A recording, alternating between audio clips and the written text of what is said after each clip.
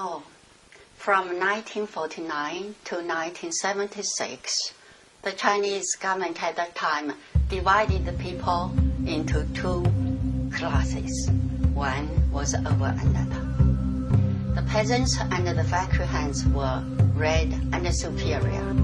The wealthy and the educated were black and low. We were black. When I was 21 years old, we were sent to the Gobi Desert. The Gobi Desert, a huge barren land in the northwest of China near Mongolia, covered by sand, pebbles, and drier soil. There were no human beings before we arrived there. The climate in the Gobi Desert was extreme. The average in winter temperature was 35 C minus. Eventually, I did manage to marry my previous schoolmate. I was only allowed to see him for 15 days a year. When I was 27 years old, my husband abandoned me. I lost hope to live on. I decided to kill myself. But you know, in the Gobi Desert, even to kill yourself was not easy. There were no gears, no high buildings to jump off, no deep water to drown in, no guns, no sleeping pills. What to do? Time is always the best panacea. At last, I was out of the crisis. I determined to live on and try to make my life better. For 8 years, I had no book to read, but fortunately, miraculously, I had an English textbook in my hand. So I decided to learn English by reading the textbook. A couple of weeks later, I was discovered. They held a big condemned meeting to criticize me. They said, "You want to learn a foreign language so you could run away to the enemy country, Russian, and sell our motherland secret." I didn't give up. I made it a secret project. During my spare time, I caught a chance and kneeling on my bed, covered myself with a thick quilt. Inside the quilt, I would quietly read and write. In the daytime, when we were working in the snowfield, I would walk away from others and hid myself beside a bush, sit on the ground, and use my finger to write English words. In 1973, Lin Biao died. Deng Xiaoping became the premier for China.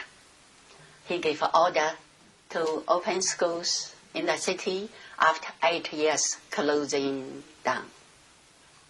I could see that might be a chance for me. If I to become a teacher in the city, I would be out of the Gobi Desert. At last, Wei Jun's efforts paid off.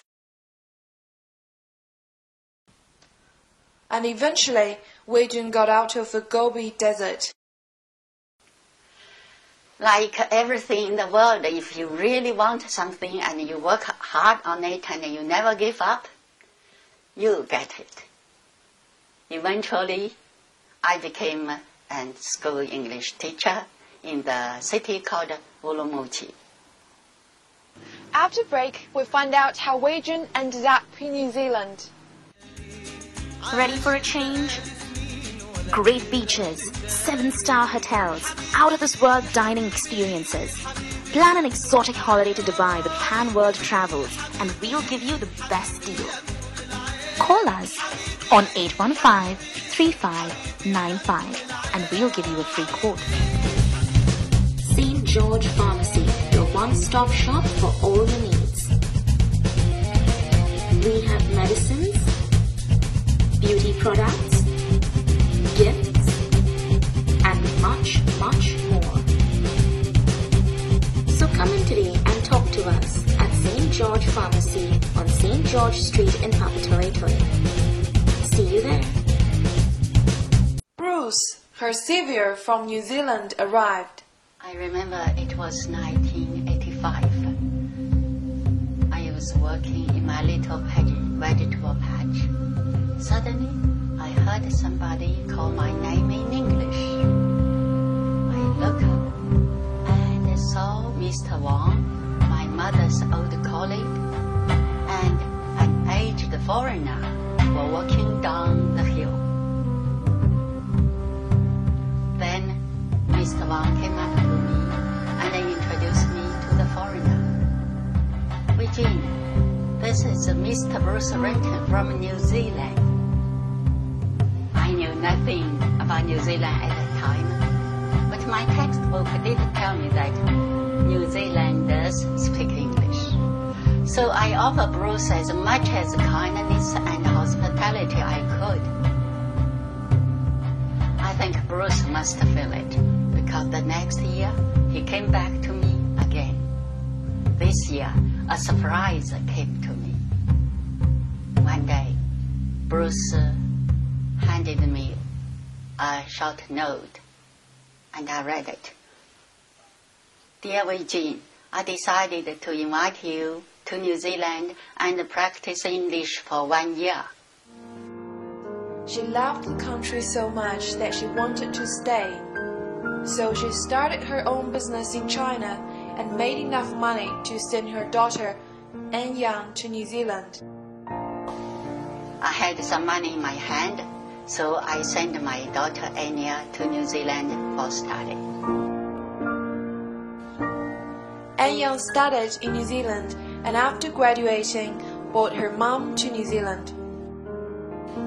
New Zealand, the second time for me, just to become a second homeland. I enjoy myself very much. Actually, I have been lived with my mother while she was a hardship but so we two actually have suffered the same suffer as she did for a while, and then we have been the same happy. I learned she's never give up. She always keen on learning new things and improve herself. And she read a lot. She always tells me knowledge is power.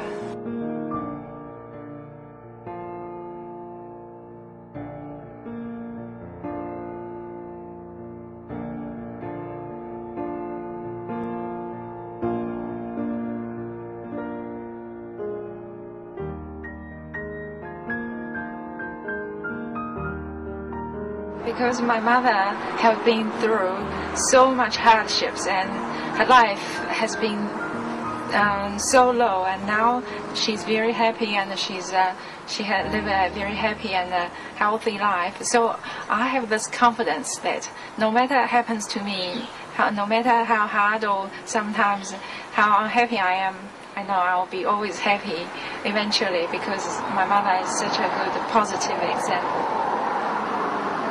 Wei-Jin has really left me speechless. Her encouraging hope has given me a new sense of inspiration. After break, we'll meet Nirma, an active woman who can also teach us a lot about life and multitasking.